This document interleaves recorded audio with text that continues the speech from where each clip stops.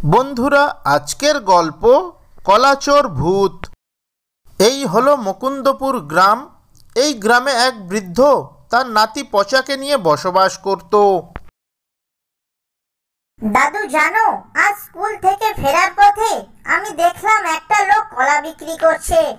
আমার না ওই কলাগুলো দেখে আমার খুব খেতে ইচ্ছে করছিল। দাদু, তুমি কি আমায় বাজার থেকে একটা কলা কিনে এনে দিবে? দাদু ভাই, তুমি যে কলা খেতে চাইছো সে তো ভালো কথা, কিন্তু এত টাকা তো আমার কাছে নেই। বাজারে তো কলার দাম এখন অনেক বেশি। দাদু ভাই, তার চেয়ে বরং আমার কাছে যা টাকা আছে ওই দিয়ে আমি বাজার থেকে একটা কলার চারা কিনে আনি। তারপর ওই গাছটিকে তুমি আর আমি মিলে আমাদের ওই জমিতে পুঁতে দিই। তারপরে ওই গাছটায় জল সার দিলে গাছটা বড় হলে অনেক কলা ধরবে। তখন তুমি ইচ্ছে মতো কলা খেতে পারবে দাদু ভাই। আমি তাহলে এখন আসি দাদু ভাই, আমি গিয়ে বাজার থেকে একটা কলার চারা কিনে আনি। এই বলে পচার দাদু চলে বাজারের দিকে।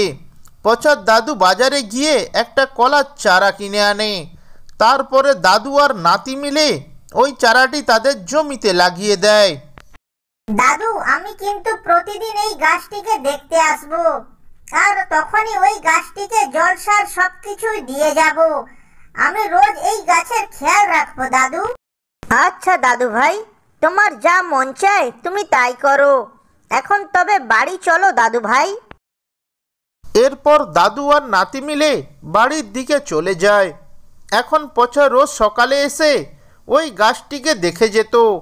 এমনি করে বেশ কয়েক মাসের মধ্যে গাছটি অনেক বড় হয়ে যায়। এটা দেখে পচা অনেক খুশি হয়ে যায় মনে মনে। এই রকম দেখতে দেখতে কেটে যায় আরও একটি মাস। এক মাস পর ওই দাদু নাতির লাগানো গাছটিতে দুই কাঁদি কলা ধরে। কিন্তু এর পরেই ঘটে এক অঘটন। দাদু নাতির ওই কলা গাছের কলা দেখে এক ভূত এসে ওখানে হাজির হয়। আরে বাস, কলা গাছটায় তো দুই কাঁদি কলা ধরেছে।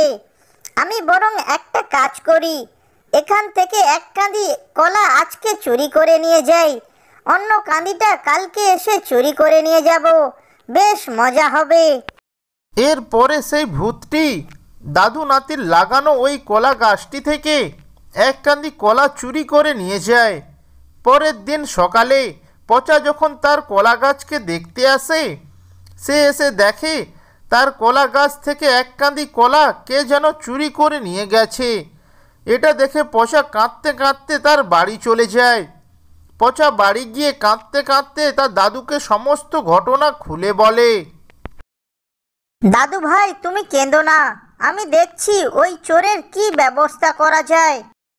এরপর পচার দাদু চোর ধরার জন্য একটা তান্ত্রিকের কাছে যায় ও সে তান্ত্রিককে সমস্ত ঘটনা খুলে বলে।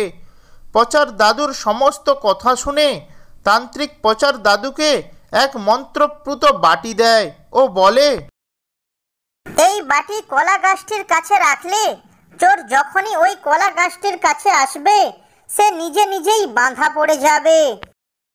পচার দাদু ওই বাটিটি নিয়ে ওই কলা গাছটির কাছে রেখে আসে। পরের দিন সকালে যখন ওই ভূতটি আবারও আসে ওই কলা গাছটি থেকে কলা চুরি করতে, তখনই ওই মন্ত্রপুত বাটির জন্য ওই ভূতটি নিজে নিজেই বাঁধা পড়ে যায়। এরপর ওই ভূতটি কাঁদতে শুরু করে দেয়। তখনই সেখানে হাজির হয় দাদু নাতি। এরপর ওই ভূতটি কাঁদতে কাঁদতে পচার দাদুকে বলে, আমাকে ছেড়ে দাও, আমি আর কোনোদিনও কলা চুরি করব না, আমাকে ছেড়ে দাও।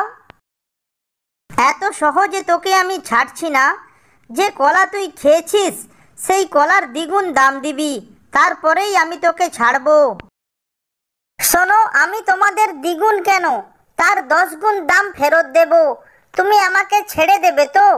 আমি তোমাদের 1 ঘোড়া স্বর্ণ মুদ্রা দেব, তাহলে তোমরা আমাকে ছেড়ে দেবে তো?